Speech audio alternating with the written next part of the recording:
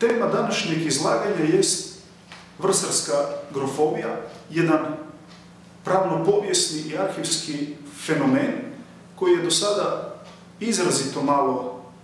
obrađivan i koji je plijenio izrazito malu pozornost znanstvene, stručne, ali i opće javnosti.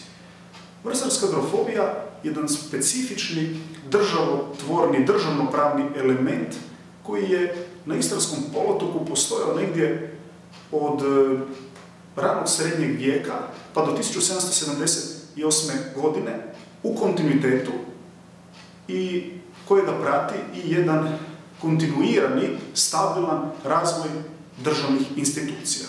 Vrsarska grofovija je bila crkvena država porečkog biskupa koja se protezala na području današnje katastarske općine Vrsara i zbog svoje stabilnosti, dugotrajnosti, tisućljetnog kontinuiteta razvila je neke svoje specifičnosti koje druge jedinice koje su bile kratkotrajnije nemaju. Te specifičnosti u prvom redu odražavaju se u arhivskoj građi, budući da je crkvena vlast, koja je bila istovremeno i duhovna i svjetovna, iza sebe ostavila niz društvenih fenomena,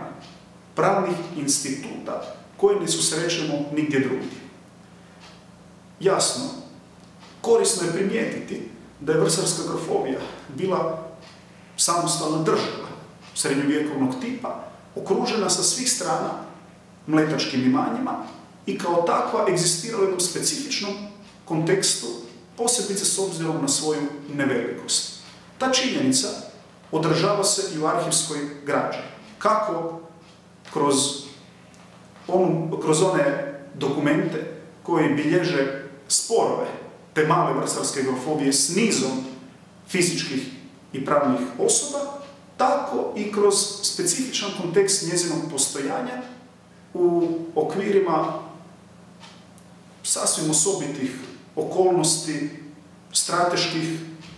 političkih, gospodarskih, pa čak ponekada i u specifičnim sigurnosnim okolnostima, primjerice u doba rata Kambrajske lige, u doba Uskočkog rata, pa i u kasnim vremenima. Vrsarska grofovija, što čitamo također iz arhivske građe, specifična je i sa gledišta zdravstva, jer se tamo nisu događali epidemijski fenomeni kao na drugim područjima u Istri i stoga je ovaj fenomen državni, pravni i povijesni nužno sagledavati multidisciplinarno kroz prizmu arhivske građe koja se odnosi kako na povijesna, tako i na pravno-povijesna